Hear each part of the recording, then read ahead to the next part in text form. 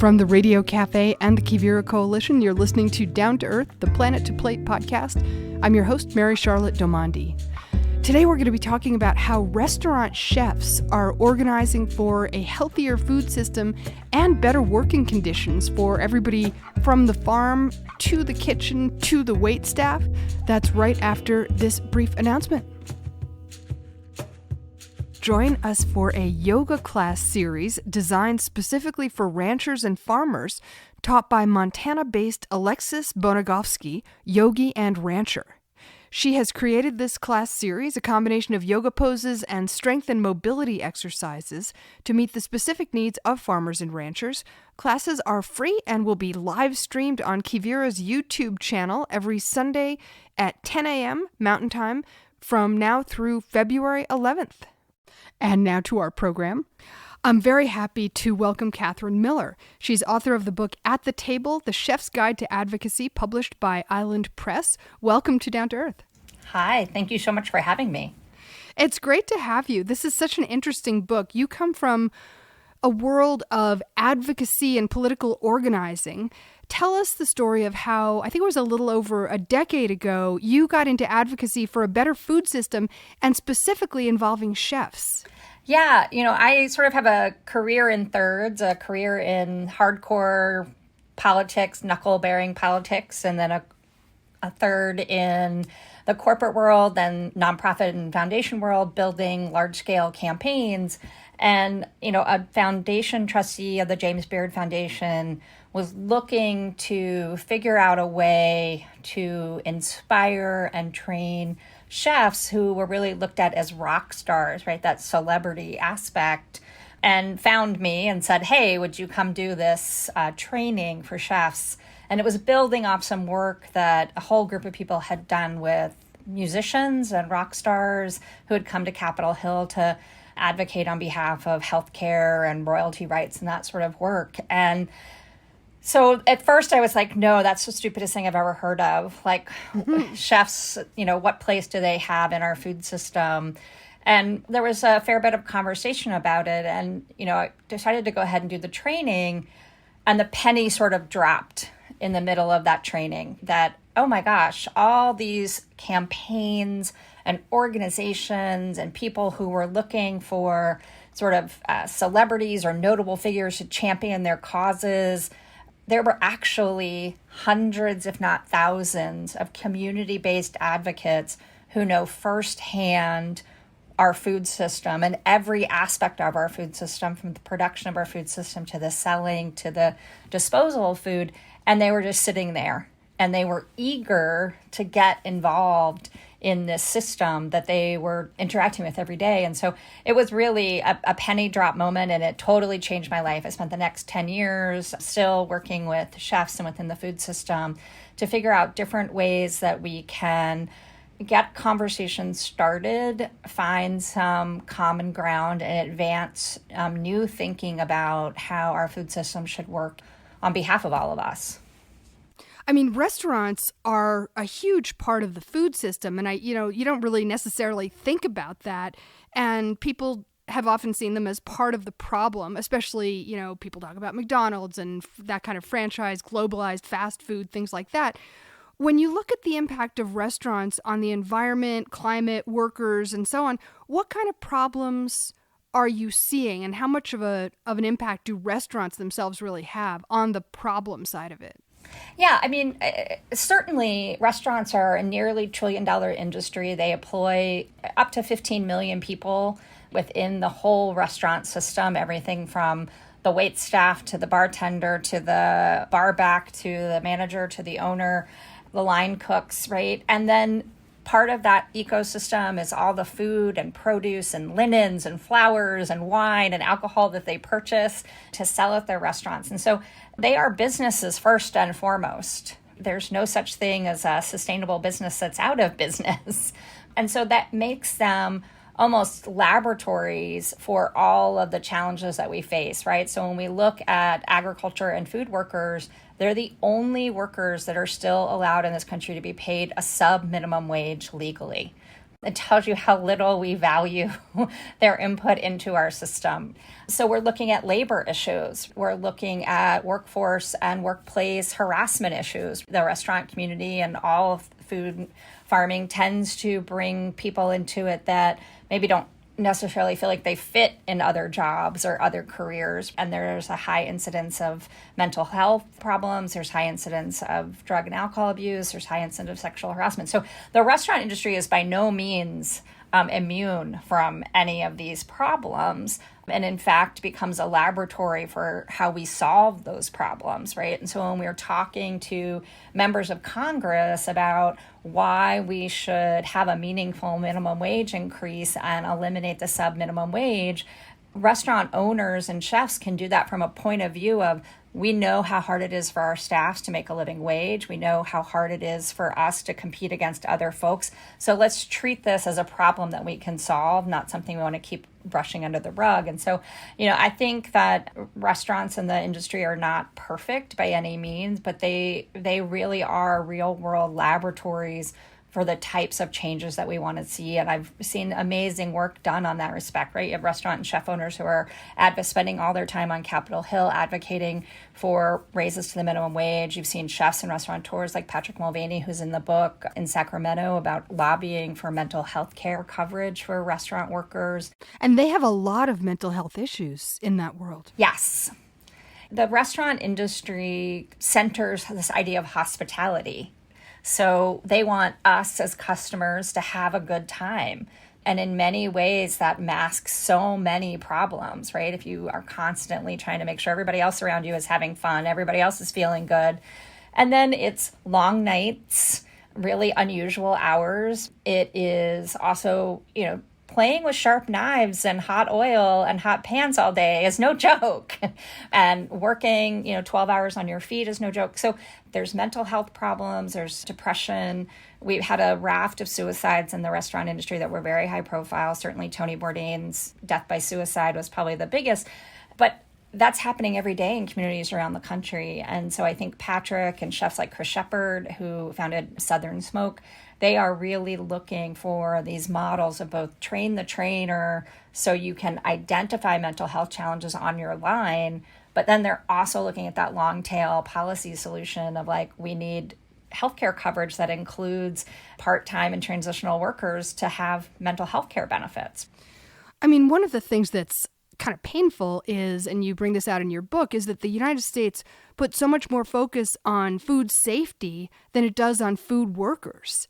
And that's both people who work in restaurants, but we're also talking about farm workers and people who are doing food production, the whole thing. Yeah, I mean, we certainly saw, I think America writ large got a front row seat to the challenges of our food system and the dangers in our food system for the workers, certainly during the COVID pandemic. Some of the highest rates of death were in meat processing plants. As people were sheltering at home and staying at home, our food system workers were out there feeding us, whether it was restaurant workers, whether it was the farm workers who were harvesting goods so that they could be bought.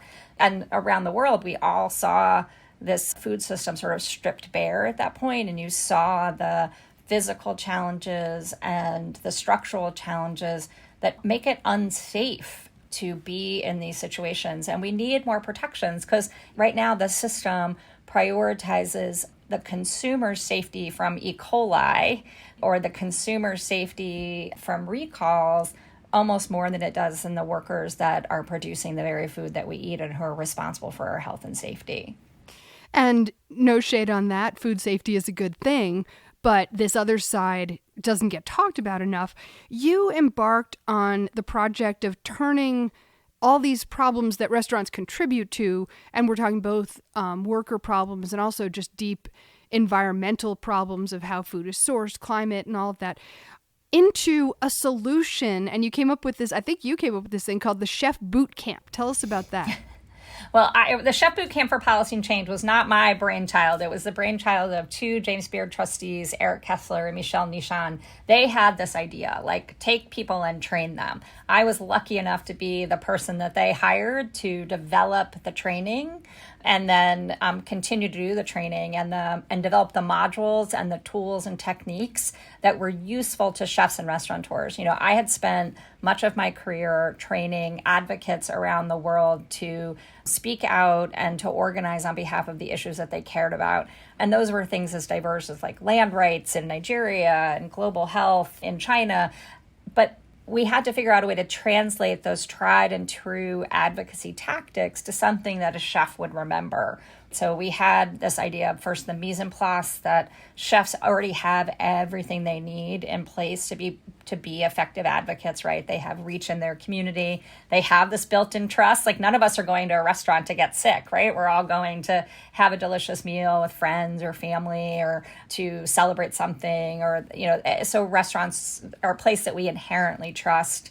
Chefs, as I said, access every part of the food system, so they have a real lived knowledge of how the food system works. So they had all of these things in place, and we really just needed to give them the toolbox, the knife kit that they could use in order to use their voice effectively, because they're so used to shouting commands on the line and for people to respond, yes, chef, that Congress doesn't say yes, chef.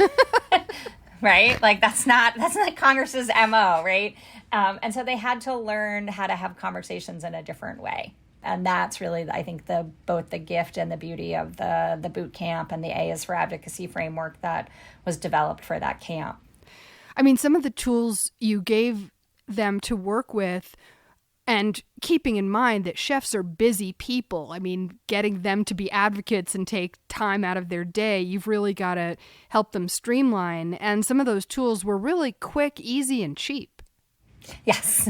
Yeah. I mean, you know, advocacy doesn't have to be a multi-gazillion dollar advertising campaign and flashy concerts.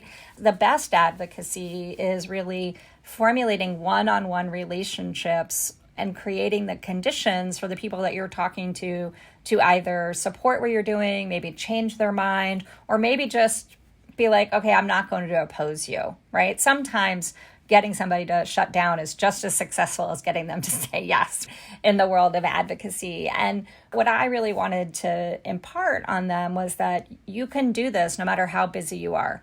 It doesn't take a long time to look through your reservation book and see that your member of Congress's chief of staff is in your restaurant every other week, and then figure out an excuse to either talk to them at the table, take them on a tour of the kitchen, not embarrass them in front of their friends or attack them, but like, hey, do you want to go have a tour of my kitchen? And while we're on a tour of my kitchen, let me tell you how I feel about the SNAP program, right? Or, hey, you've been in my restaurant a lot of times and I see that you really love this particular salad. Let me take you to the farm where all of our vegetables are grown regeneratively. That one-on-one personal relationship and that access that chefs have to policymakers and their staffs is actually really like no one else has it. Maybe a rock star when, you know, people are calling to ask for backstage tickets, but they're in the restaurants every single day, the policymakers and their staff. And so that's a real approachable thing.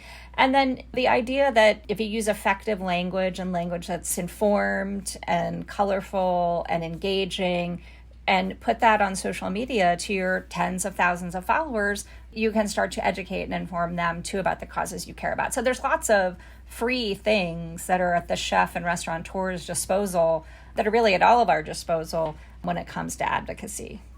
But they are, you know, some of them are celebrities, they are influencers. Yeah. And also, I mean, this other kind of thing that they make you happy, you know, sometimes they do make you happy.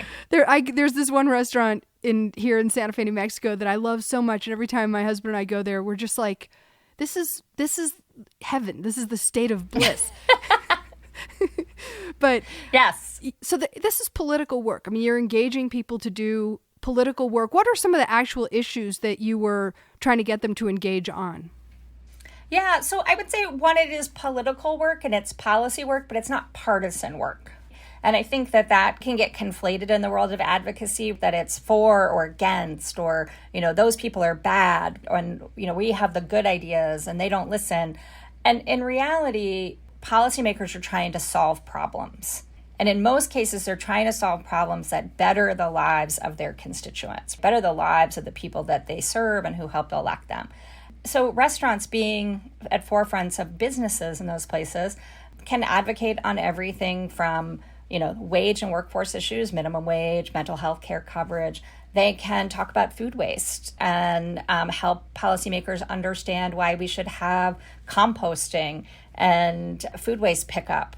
They can talk about regenerative soil and the idea that soil that is less disturbed, less tillage, less pesticides, creates a whole slew of sort of deliciousness that we all can benefit from. So, there's certainly issues that are tougher when we come to something like the Supplemental Nutrition Access Program, or the SNAP program, is often a very divisive issue. But we can all agree that no one should go hungry. So if you can start a conversation from the idea of no one should go hungry, here's how this works, and you get chefs and restaurateurs to tell their stories about their own experience. There's a wonderful story in the book, Chef Elle Simone. She's the first Black woman to be on America's Test Kitchen. She's a James Beard boot camp alum. She's a founder of a women's entrepreneurial organization, cookbook author, all the things. And at one point early in her career, she was on food stamps. And she will proudly talk about that because she wants to dismiss this idea, this stereotype that people who benefit from WIC or from SNAP or food stamps are lazy or don't work or aren't ambitious. It was the tool that allowed her to continue her culinary education and get where she is today. And her story is so powerful on Capitol Hill because it really helps bring home and help show who the people are who are beneficiaries of these programs, and starts to open up the conversation a little more. So, chefs and restaurateurs, because of where they sit, can really advocate on behalf of any issue. I think one of the things that I talk about in the book a fair bit is the need to prioritize, right? As you mentioned, they are very busy people. We're all very busy people. So how do you even make a decision on what issue means the most to you? And so I developed a framework to help them sort of get there and figure that out. And that makes it easier too, because then they can devote time to one thing, maybe not 50 things. Yeah, I thought that was interesting. And it kind of applies to maybe a lot of other things besides the chefs themselves. Is instead of doling out your attention piecemeal onto 50 things, choose one thing and put all your attention there. And it's a lot more effective in so many different ways. There's so many interesting stories in the book. One of them is about a group of bakers that came together against racism. Tell us about that. Yeah, I love the story of Bakers Against Racism and the work of, chefs Paolo and Rob and Willa, who founded that organization in the sort of heart of, the summer of 2020. They were frustrated by what was happening in America and sort of the racism, the murder of George Floyd, and, the destruction of businesses and the racism that was fomenting in the country at that time. And, they sort of were like, what do we do? We're bakers and chefs. And so they started essentially an open source bake sale that went local, then national, and then international in scale. And it's really an amazing example of how, if you have a clear and concise message, the name of their organization was actually the action that anybody could take. You were a baker and you were against racism. They made all of the tools available via Google Drives, so anybody could download the Instagram post, anybody could get the image. And then they created a spreadsheet that was fully visible. So as a baker went online, they could say, I'm going to bake 12 cupcakes and I'm going to donate $120 to the NAACP or the bail fund in my community, anything that was anti-racist. And it was fabulous. It's raised close to $10 million, I think, as of today, as of 2024. People activate it whenever there's a cause that they feel like they need to both raise money for and raise awareness of. And it's just an amazing testament to three people who maybe don't think they have a voice, do the thing that they are best known for, and then figure out the smart and easy ways for everybody to get involved. And so, yeah, it's a wonderful story and a wonderful both organization and legacy on how to be a great organizer. And I think it's funny because in my mind, the idea of having a bake sale it just harks back to the childhood thing where you end up making $4 or something. I mean, they've raised millions of dollars. Yeah, but $4 is $4 is $4, right? Like, I mean, I think that's also the beauty of it. It's, one lesson that I hope all fundraisers take is no dollar was too small and no project was too small. And the cumulative donations, it's like interest, right? If you put money in a savings account and compound interest over time, it grows into this big amount. If 100 people do something and they all direct their attention to that, that $4 becomes $400 and it will probably grow. And to the point of like narrowing your focus too, I think they could have, Paula and Rob and Willa all could have like done different things, but they decided this was the way they were going to do this and show this collective power towards anti-racist organizations. So that was also a focus of the fundraising. Like, I couldn't sign up for Bakers Against Racism and say I wanted to give money to my PTA. Right? Like, which PTAs are great. So a lot of our listeners are agrarians. How are farmers and ranchers connecting with chefs around these issues? Yeah, I think there's some really great examples of chefs and farmers and ranchers working together. Obviously, this is like a symbiotic relationship. Like, the chefs wouldn't have anything to put on their plate if it weren't for the farmers and ranchers and the fishermen, but, especially the land folks. So there's a lot of really interesting ways. I'm really excited by the work of Zero Foodprint, which is an organization that helps chefs through a service charge on their menu, and then also through policy advocacy, create grant funds for farmers to access who are really interested in going into more regenerative tools and techniques on their farms. And so that grant money is available in places like California and Colorado and growing nationally. So I feel like that's really exciting. The work related to food waste, where, really just this growing appreciation of the amount of human capital and time and resources that go into producing food that is then wasted. And so, chefs and farmers have been working a lot on that, whether it's rules around composting. In Nashville, we brought together about 50 chefs and farmers to talk about how to get more restaurants in that city to collect food waste off their lines. And then that food waste was turned into compost for the farmers, and the farmers would sell back. So I think that work is really amazing. And then there's a great story in the book about Dusky Estes and the Bay Area Ranchers Cooperative, which was around small animal slaughter in Marin County. So whether it's animals or whether it's land, and whether it's reducing waste or improving soil, there is probably no stronger partnership than chefs and farmers in relation to the type of advocacy that they're doing around climate change mitigation or soil work. So, yeah. You talked before about the issue of wages and tipping, and there's kind of an ongoing debate and people who feel very strongly on both sides about the question of paying a subminimum wage to servers and tipping versus a different model. I mean, restaurants are operating on very small profit margins already. Explain this to us. Like, what are your thoughts on that? Yeah, so, a typical restaurant, and I would say a typical restaurant that was already open, has already been open for a few years. Maybe not one that's opening tomorrow, because I see some amazing new business models, but is part of a system where the consumer has been essentially helping pay the wages of the servers.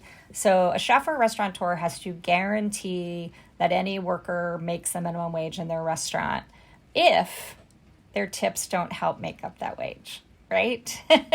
So if the server is making, say, $3.32, whatever they would make over that in tips from the consumer goes into their paycheck. And then if they fall below, the actual federal minimum wage or the state minimum wage, the restaurant has to make that up. But that rarely happens in tipped environments. So it's created an artificially low labor cost for restaurants. And now we're in a situation where We don't have a level playing field around the country. States and municipalities are raising their minimum wage independently in the absence of federal action. So the minimum wage here in Washington, D.C. has gone up, where I live in Washington, D.C., Seattle, California. A number of states and municipalities have adopted things up to $25 an hour. And that is hard for the old school restaurant labor model to absorb. And it's an industry where margins are typically between 5 and 10% if you're lucky. So we saw a real explosion in 2015, 2016, restaurant groups, restaurants around the country, organizing campaigns by unions such as the Service Employees International Unions or the Hospitality Workers Union to advocate on behalf of a level playing field, which is a federal increase in the minimum wage to at least 15 and an elimination of the sub-minimum wage for all workers. But that's going to come at costs and challenges for both the restaurants and consumers, because that could potentially make food temporarily more expensive. It could make dining out more expensive. But it's certainly the thing that, a livable wage is the only way we're going to have sustainable communities in this country. And so it's certainly something that we all have to grapple with. And I am really appreciative of all the restaurant owners and even the agricultural workers and others who have come out in support of a higher minimum wage and the elimination of sub-minimum wages, just because of the potential negative impact it has on the businesses in the short term. There's another really important issue which I think doesn't probably get talked about enough, and that is sexism, which operates on so many levels, from inequality and inequity to outright sexual assault. Paint that picture for us in the restaurant industry. Yeah, the restaurant industry has always had a rampant, what's the word I'm looking for? It's a place where everybody has a good time. So you Hedonism? work long hours. Hedonism, thank you. There's always been a certain aspect of that, or a certain, at least, idea that that's what the restaurant industry is. So we've seen it, and we see it play out in a couple of ways. You see it in the lack of women owners at the larger restaurant level. About 33% or so of restaurants in this country are owned by women, and that's largely sort of like franchises, chains, where a woman might buy into a restaurant group. But when you look at fine dining, Michelin star restaurants, the numbers dwindle dramatically about who owns those folks. There's also very little money flowing to women-owned restaurants to expand their business, to create consumer packaged goods lines. So there's real barriers to women taking on levels of success. And then there's real systemic barriers. Like, we don't have family medical leave in the restaurant industry. If you get pregnant, most restaurants buy, right? Here in Washington, D.C., we have an amazing restaurateur, Hala Silverman, who started a new restaurant group. She used to work for Jose Andres and started a new restaurant group here in Washington. And she provides full maternal leave for her team. But that is unusual. And then you have things like, you have a bunch of folks working together in a really high pressure environment, probably with, some alcohol and other substances fueling things. Stuff's going to go wrong. And there aren't the HR guide rails. Until 2015, 2016, I hadn't even heard of HR programs in restaurants. Who was somebody going to complain to if somebody grabbed their butt? It was a regular occurrence. Hostesses would be harassed. And, it was also not just a male-female problem, but it was an LGBTQIA problem too. You would see anyone who was maybe considered an other or otherwise marginalized would often be harassed and abused. And so this is I've seen real changes in the industry related to those problems, but it is endemic and it's baked in. And part of it is, there are systemic barriers around women leadership. There's a lack of money that flows into the system. There's very little understanding in a lot of restaurants around traditional HR models that help govern or put things into place. And then you've just got an atmosphere that is hedonistic, to use your word. I don't know if that's, do we want to equate hedonism with sexual assault? No. Yeah. No, when we talk about raw sexual assault in the industry, that is certainly a toxic cocktail of people in positions of power, people who feel weak. There's often an air of, I can't say anything because this person is my boss.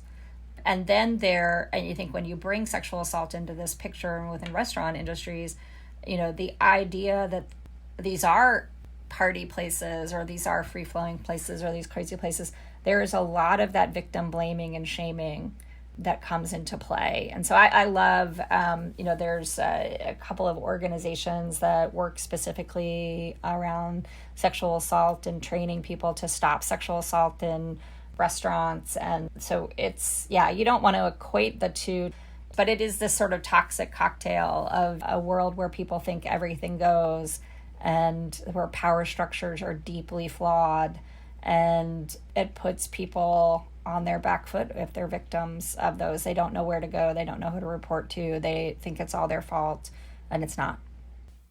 So when we're talking about like celebrity chefs and these people who have a lot of influence and who are doing great things, or the group of bakers and all these folks, I mean, I was thinking about what an actual impact they are making on the food system, given how many fast food and franchise restaurants there are that are doing, business as usual. I mean, I looked up, I was like, okay, is it like organic food? I mean, there's been a huge increase in sales of organic food, but it's still 6% of the food sold in your in grocery stores, whatever. It's still a tiny amount. Is that, like, how do you think about that in terms of restaurants changing their ways and making an actual impact, particularly on the environmental front? Yeah, I mean, I do think that there are some chains or some big actors who are trying to do things differently when it comes to sustainability and sourcing. I think we've seen it with something as small or simple as, the world around cage-free and free-range eggs. When McDonald's, who purchased 1% of the world's eggs, which is a crazy amount of the eggs, changes their standards, you see other people change. But the restaurant system itself is so huge. There's not really any one entity that lobbies on its behalf, and there's not a real cohesion or movement within the industry related to these things. So what you're often going to see are some states that are, and some places that are really great, that are doing all the right things, that are encouraging more organic purchasing, more local purchasing, who are working directly with farmers on certain aspects of sustainability measures, or who have whole sexual harassment curriculums in their restaurants. So I think it's on all of us as consumers that when we find those folks in our local community who are doing the right thing, that's where we have to spend our dollars. That is it is ultimately a business. And, as a consumer, our vote is really the money that we put into the system. And so we own some of that culpability, some of that responsibility, that if you see a restaurant who's doing amazing farm to table work and is out there championing mental health reform, like, you should eat there. Now, we all operate in an intersection of cost and convenience and taste, and so it's not always possible, but it's more and more possible. And I think it's going to grow even more with the next generations of Gen Y and Gen Z and some of the millennial generations who really demand some values-based aspects to their food or their purchasing. They really want to know where stuff is coming from. And so I'm heartened by that. But, I think one is find the ones who are doing the right thing and support the folks that are doing the right thing, and encourage them to do more in their communities. So not perfect, but we'll get there.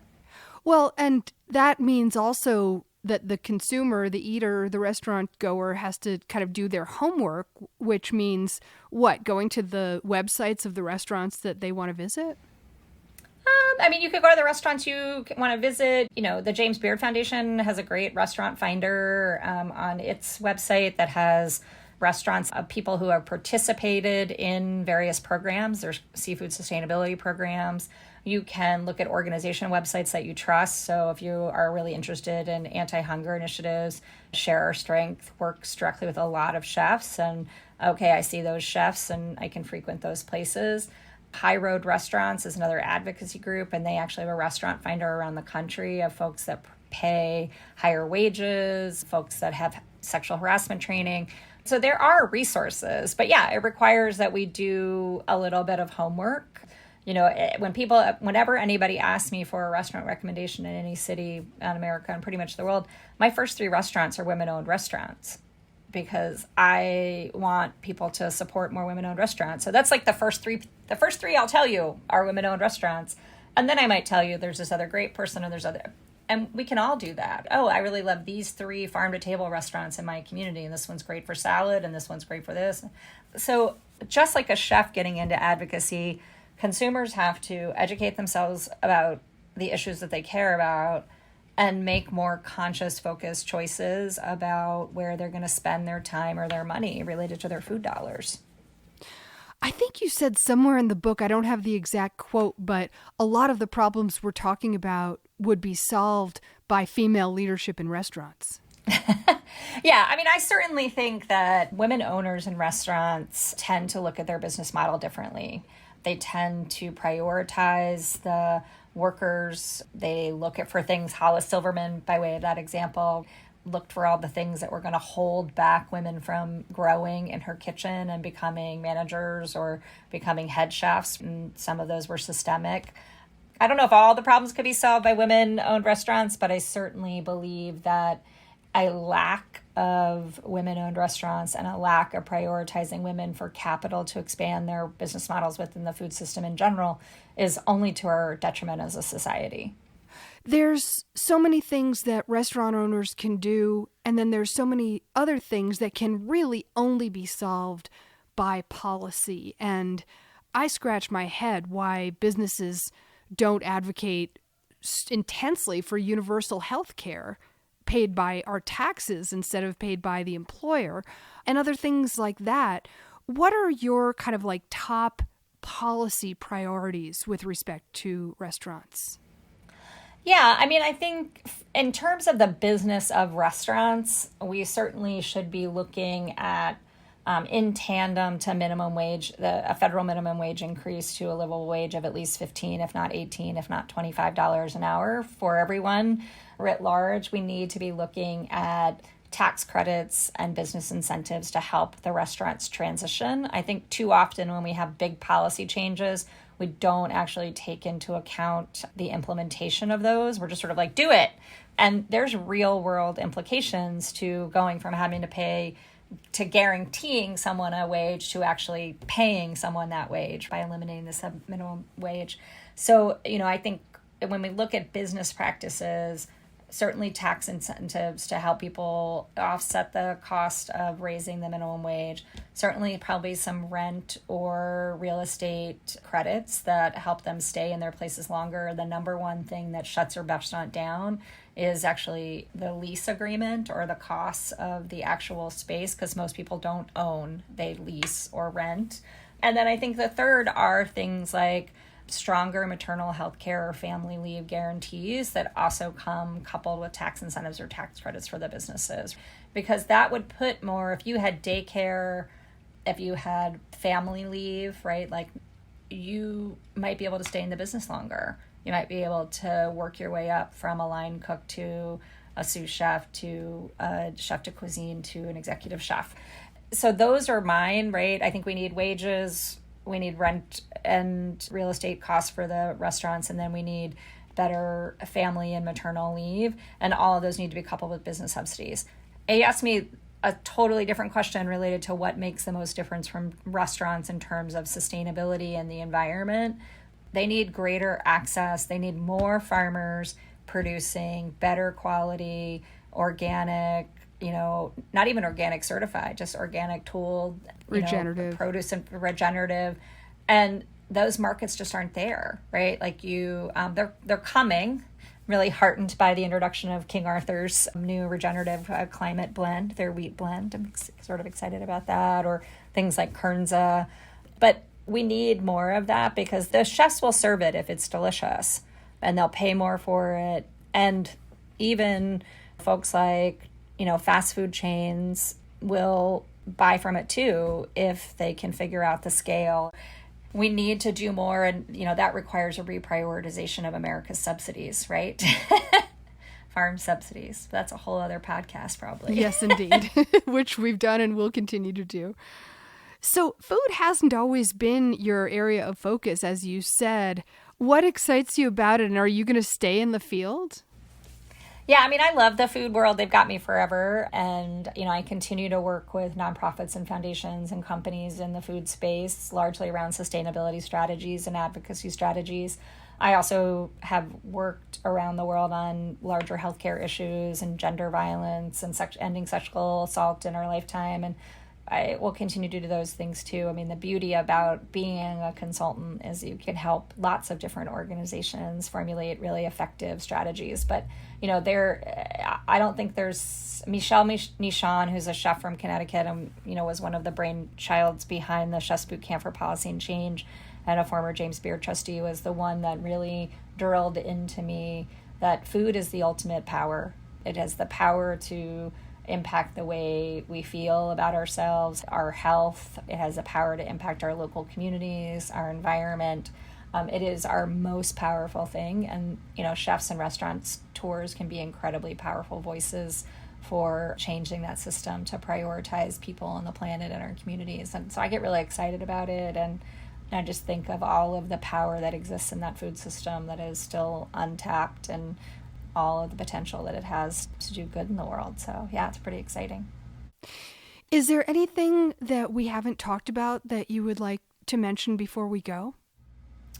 I would once again encourage anyone who's listening that if you find a chef or a restaurant that you think is doing the thing that you love them for doing, more farm to table, sourcing more sustainable seafood, promoting farmers, tell them.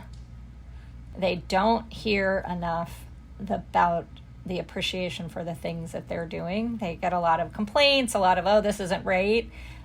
So if there is someone in your neighborhood or someone in your state or someone that you come across on the road who's doing great things, tell them. And that will help us get more people to do more of the same. Excellent. Katherine Miller is author of the book At the Table, The Chef's Guide to Advocacy, published by Island Press. Thank you so much for being with us. Thank you so much for having me. It was really great to see you, and I appreciate the opportunity. You've been listening to Down to Earth. We would love it if you would support this program, which you can do by going to patreon.com/down-to-earth planet to plate, where you can sign up for as little as $3. Patreon is Patreon. And also, please rate and review the podcast on Apple Podcasts or wherever you get your podcasts. The Quivira Coalition is a not-for-profit and a community network of ranchers, farmers, conservationists, scientists, educators, and many others dedicated to regenerative practices that produce healthy food, support meaningful livelihoods, sustain biodiversity, and remedy the impacts of climate change. To learn more about Quivira and how you can support their work, visit quiviracoalition.org, Quivira. And finally, this show is a production with the Radio Cafe. You can check out radiocafe.org to hear back episodes of this show and also find all kinds of other shows on a wide variety of topics as well. Thanks for listening, and we'll see you next time.